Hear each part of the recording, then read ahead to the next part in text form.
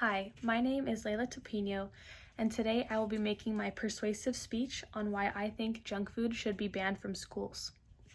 I'll be talking about the health effects that eating junk food excessively can cause, the obesity rates among children in the United States, healthy alternatives that can be made instead of eating junk food, and how many schools in the nation sell junk food to their students. My counter-argument will also be about how selling junk food gives students more of a variety of choices when deciding what to eat and also gives them more of what they want to eat, as well as also being the cheaper alternative to school lunches. My first topic of discussion is the numerous health effects that junk food proposes to our health. On January 11th, 2021, the CDC posted an article about the health effects that having a poor diet can pose, including obesity, heart disease, diabetes, and an increased risk for several different types of cancer. By eating unhealthy food for too long, you can essentially clog your arteries, which can lead to a lot of heart problems, including a higher risk for a heart attack.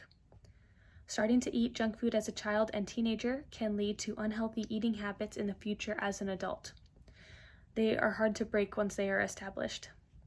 With all of the health concerns associated with poor diet, we can only assume that selling junk food in schools can lead to some of these major health effects.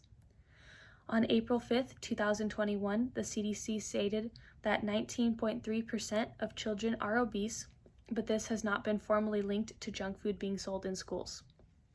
Although it has been said in an essay by Benjamin Radford of ABC News posted in January of 2012, that schools that make junk food available to their students have seen a higher percentage of obesity rates and BMI percentages. According to this ABC News essay, 35.5% of students at schools that offer junk food are obese and overweight. This news article also gives many other statistics that support the argument that schools selling junk food causes childhood obesity, although it has not been fully proven. With all of the other health problems that come with eating too much junk food, we can have a better understanding of why banning junk food is so important. By choosing to eat an apple instead of eating a bag of chips, you can very much increase your health by doing that same choice every single day. The second topic that is up for discussion is the healthy alternatives that people can make instead of eating junk food. According to Brittany Yamamoto Taylor of Cooksmart.com, posted on May 30th, 2018, there are several different alternatives to eating junk food. One such option is eating baked vegetables instead of eating fried French fries. Another option instead of eating junk food is eating frozen yogurt and fruit instead of ice cream. Although these options are more difficult to make, are more expensive, and are harder to serve than traditional junk food, they can seriously benefit the health effects or the health of children today because they promote a healthy diet and overall health. According to a CDC article posted on February 2nd, 2021, a way that schools can help promote healthy eating is by making free drinking water more easily accessible so that students will be encouraged to drink water instead of drinking something that is unhealthy. Another example the CDC used is by opening a salad bar in the lunch line, which would increase the healthy choice options that students can make during their lunch hour.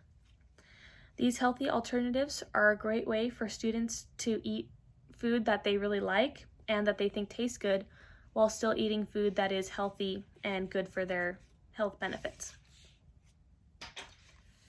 According to MedicineNet, in the article titled Marketing of Unhealthy Foods is Still Common in U.S. Schools, study posted on January 13th, 2014, a study done in 2012 found that 30% of high schools sell junk food, 18% of middle schools sell junk food, and 10% of elementary schools sell junk food. Although as of October 15th, 2017, schools are no longer allowed to sell or serve junk food in California, as stated by former Governor Jerry Brown. I believe this is an important step in minimizing the junk food being sold in schools and better the health of children.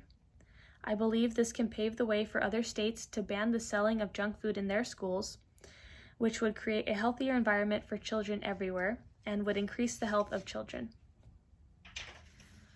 My counter-argument to this topic is how selling junk food can increase the choices that students have on what to eat while they're at school. By allowing junk food at schools, students are able to have a wide variety of food to choose from that they actually like. By allowing junk food in schools, the food is also appealing to students who are considered picky eaters.